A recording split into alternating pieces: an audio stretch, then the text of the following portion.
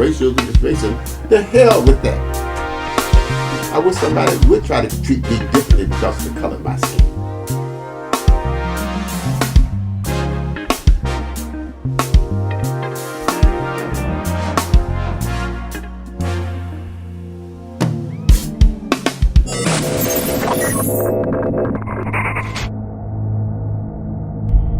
Nothing stops me, nothing's never stopped me except the decisions that I make. And the difficult times in my life had nothing to do with racism.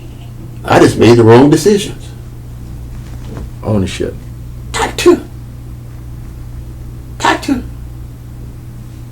Clearly, and we don't own it. We just keep pointing the finger outside. Oh, Lord.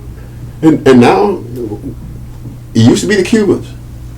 Now it's the Haitians. What's going to be the next group that's going to come and get ahead of us? So you said Haitians like they're not colored like us. They're not colored like us. Ain't nobody colored like us but us. When I went to Africa for the first time, it was the biggest shock of my life. Because I'm going back home. I couldn't wait. I'm going back home. I'm going to Africa for the first time. Africa. Oh, man, yeah. And I went with a powerful delegation.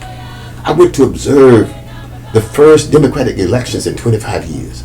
And I went with Jimmy Carter, Colin Powell, Jeb Bush, a whole bunch of real powerful white folks. And I'm going home. So when I got to Nigeria, they checked into the hotel. And I said, I'll check in, I'll see y'all later. I'm going to find my people. I'm home. Them brothers look at me like I was crazy. They don't claim us, we claim them. They say, y'all, he called me a colored boy. He said, the African call you? A colored boy. He said we would not allow them to treat us the way y'all allow them to treat y'all. Africa said that? Africa said that. All right. They took me shopping because I had to come back and bring back some authentic, genuine stuff from Africa into the homeland. They said, now, we gonna take you shopping, but don't you wear this until you get back to Miami. Because they say, because you don't know what you got on. So you don't know what you got on. So you got on all this stuff here, but you don't know what it means. I went to the market where there must have been enough black folks to cover the state of Florida. I mean, the marketplace. But everybody in the marketplace had a different kind of scar, different kind of ring in the ear, different motif in their cloth. And each one of them were different, even though they all were in Africa. So they say, now, since you don't know what this means, do us a favor, don't wear it until you get back home. So what was Marcus Garvey thinking? I don't know what Marcus Garvey was thinking. That was Marcus Garvey's problem. I know what I'm thinking. See, that's what happens to us. We get caught up in what other folks evaluate as their interpretation of their experience. I know what mine is. So Marcus Garvey wanted to take us back to where y'all go ahead. I ain't going back. Because I ain't never been there. Yeah. And if I go back, I won't know who I am. Just like a lot of blacks don't know who they are here. That's right. Jesse and I used to have this argument. Jesse Jackson. Jesse Jackson. When he started talking about, African American. I said, Jesse, no, I ain't buying that. Because we're not treated the way we're treated because of where we come from. We're treated the way we're treated because of what they have designated is the appropriate behavior to our skin. To our skin. And we have bought into that ourselves. Because when I was growing up in Winston-Salem, it was, if you're brown, you can hang around. If you're light, you're all right. If you're black, get back. Dang. All right. So I had girls in high school in the 50s who wouldn't date me because I was darker than anybody else. Now, mind you now, I was one of 3 boys in high school who had a car. Okay. I was smart because that was a requirement in my house. You know. And in the wintertime, I changed top coats every day.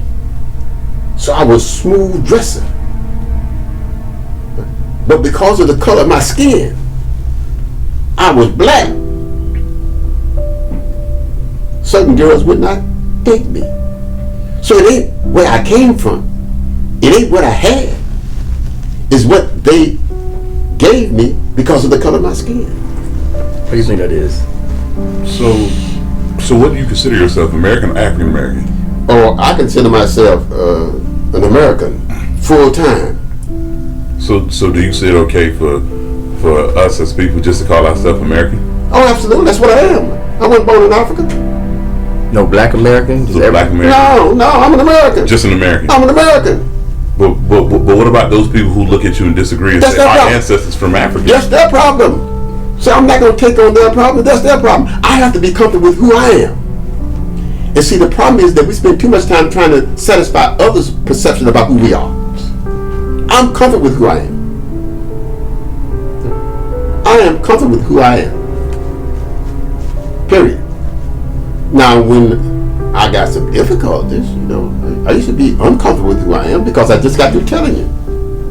You know, I got all this stuff going for me, and these girls still won't date me. Ooh, I wish I could change my color. So it made you question yourself? Absolutely. That's what happens when you allow color to become the ruling principle that governs your behavior. I can't control that. So I said, to hell with that. What you see is what you get. If you don't like it, that's your problem. I love me. All right. So whatever it is, I'm going to do what I want to do. If you don't like the way I dress, that's your problem. Because I ain't dressing to suit you. I'm dressing to suit me. If you don't like the way I talk, that's your problem. Speaking of that, you made a statement. You said that Jewish people lived the Holocaust. Black people celebrate Black history. Oh yeah, y'all just get excited about, you know, the crazy stuff. That's anybody about 1865. 1860. What happened in 1865? You don't know what happened in 1865? The Emancipation Proclamation. 1865. That's right. Yeah. We don't celebrate. I know. We don't celebrate that. Do you think we don't celebrate it because we're uneducated about that day? I mean, well, let's just take it. Why are we uneducated? Why is it that a little Jewish boy knows about the Holocaust? Because probably his parents or his people sit down and explain it to him. Woo! Not only explain it to them, but they explain it to them in a way that he understands it. It gets reinforced, right? Jews don't eat certain food, right? Yeah. Jews always observe their religion, right? It ain't changed over 300 years. But we didn't have no culture. We was brought here empty-handed, taken away from our motherland. How do we develop? So the Jews went through a Holocaust. But they was in their country and their land. So they went through a Holocaust. I don't. What happened to the Jews was 10 times worse than what happened to slaves. Whoa, wait, hold Yeah. on. Wait, hold on. But hold on. But why did you say that? Because it's true. How? Look at the number of Jews that were killed during the Holocaust. Transatlantic slave trade killed over. How many? It was supposed to be over 10 million. How many Jews?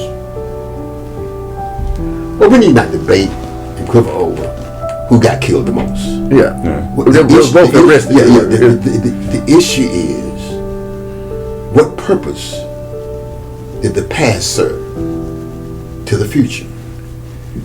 The Jews did not give in. The Jews did not give out. The Jews said, we will overcome. And we will overcome unselfishly. One of the things I'm really concerned about is that y'all say y'all black, but every chance y'all get, y'all try to prove that y'all fair.